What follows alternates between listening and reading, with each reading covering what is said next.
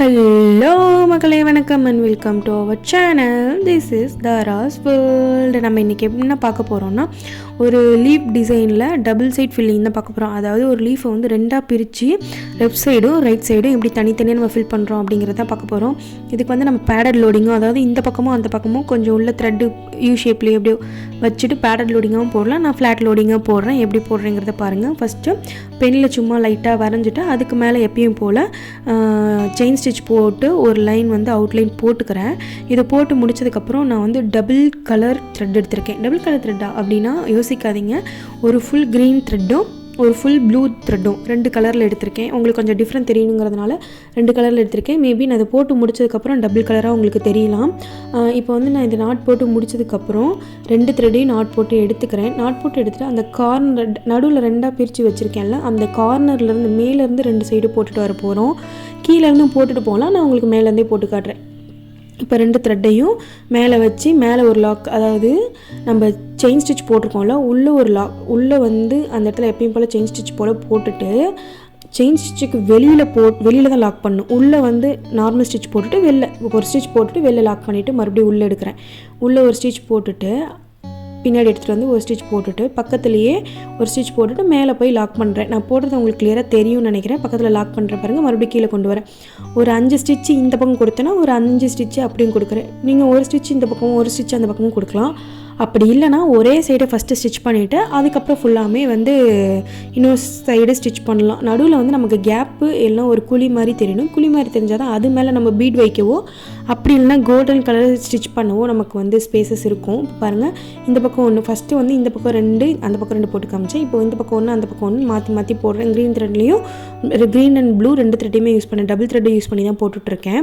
இப்போ கொஞ்சம் நேரம் கழிச்சு ஒன் சைடாக நான் யூஸ் பண்ணி இதிலே வந்து நான் 3 டைப்ஸாக போட்டு காட்டுறேன்.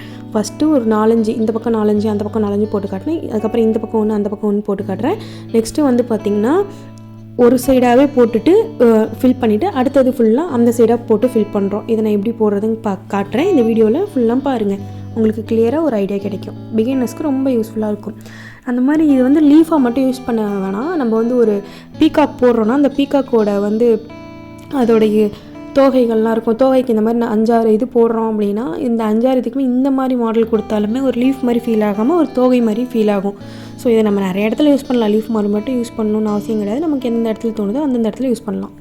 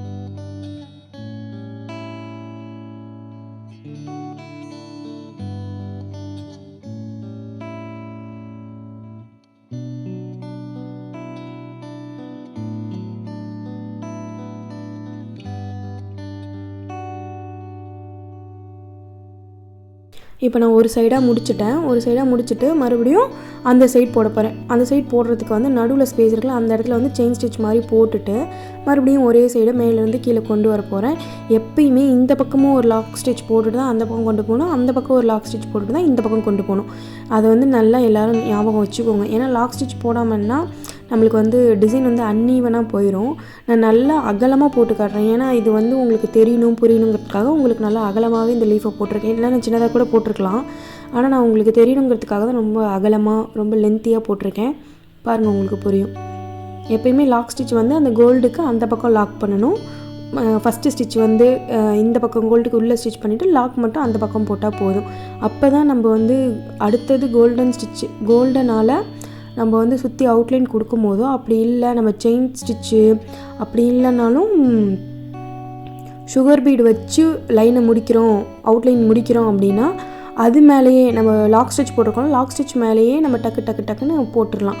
அப்படி இல்லை லாக் ஸ்டிச்சை உள்ளே போட்டிங்கன்னா டிசைன் வந்து அன்னீவனாக அசிங்கமாயிரும், அது நமக்கு ஒரு மாதிரியாக இருக்கும். ஸோ நான் இங்கே வந்து கொஞ்சம் லீஃப் மாதிரி வரைஞ்சி போட்டிருக்கேன், எப்படி இருக்குங்கிறத நீங்களே பாருங்கள்.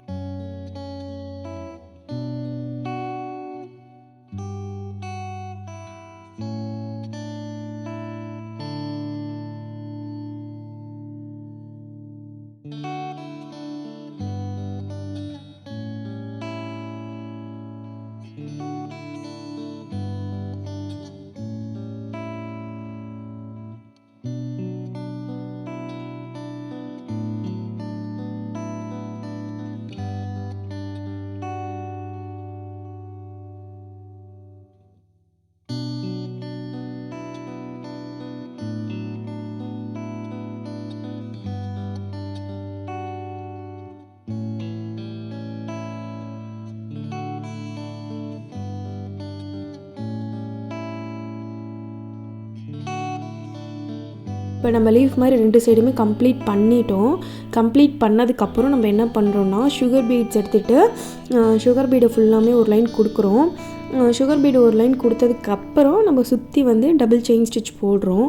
இது போட்டதுக்கப்புறம் நான் எப்படி இருக்குன்னு பாருங்கள். சுகர் பீட் கொடுத்துட்டு நம்ம நடுவில் வந்து 2ஆக பிரித்து போட்டிருக்கோம்ல, அந்த இடத்துலையும் ஒரு லைன் கொடுத்துக்குறோம். ஏன்னா அதுவும் ஒரு டிசைன் மாடல் தான், உங்களுக்கு வேணுன்னா அது கொடுத்துக்கலாம், இல்லைனா அதை விட்டுறலாம், அது உங்களோட விருப்பம் தான். அப்படி இல்லை அந்த இடத்துல பீட்ஸ் கொடுக்காமல் அந்த இடத்துல கோல்டு கலர் சில்க் த்ரெட்டி கூட கொடுக்கலாம், உங்களுக்கு எப்படி தோணுதோ அந்த மாதிரி பண்ணிக்கலாம். நீங்கள் ட்ரை பண்ணி பாருங்கள். மோஸ்ட்லி சில்க் த்ரெட்டை நிறையா டிசைன் யூஸ் பண்ணி பாருங்கள். நீங்கள் யூஸ் பண்ணி பார்க்க தான் சில்க் த்ரெட்டில் போடுற கம்ஃபர்டபுள் அண்டு சில்க் த்ரெட் பியாமல் வருது, அதெல்லாம் நமக்கு கொஞ்சம் யூஸ்ஃபுல்லாக இருக்கும். ஸோ சில்க் த்ரெட்டில் கொஞ்சம் ட்ரை பண்ணி பாருங்கள். வெறும் பீட்ஸ்லேயே போடுறத விட இந்த மாதிரி த்ரெட்டில் போட்டு ட்ரை பண்ணி பார்க்குறது நமக்கு கொஞ்சம் ஹெல்ப்ஃபுல்லாக இருக்கும்.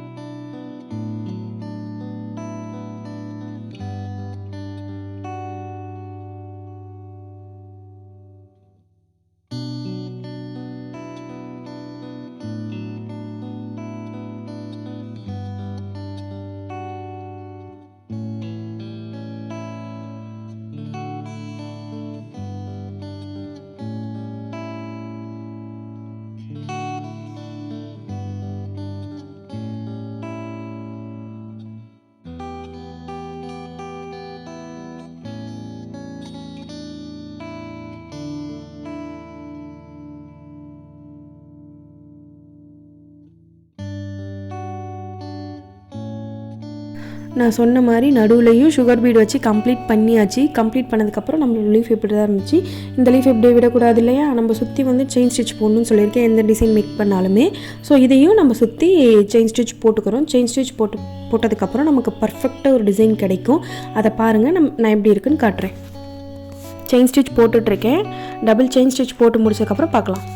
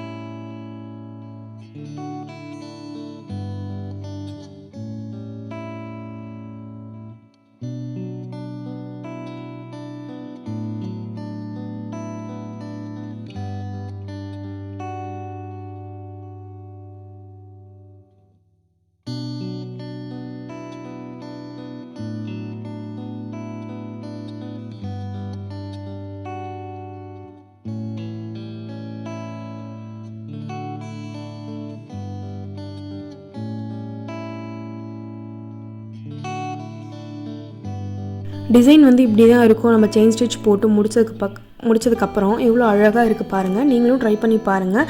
இதை நம்ம வந்து பீகாக்கு கூட யூஸ் பண்ணிக்கலாம். ரொம்ப யூஸ்ஃபுல்லாக இருக்கும். தேங்க்ஸ் ஃபார் வாட்சிங். நெக்ஸ்ட் வீடியோவில் பார்க்கலாம்.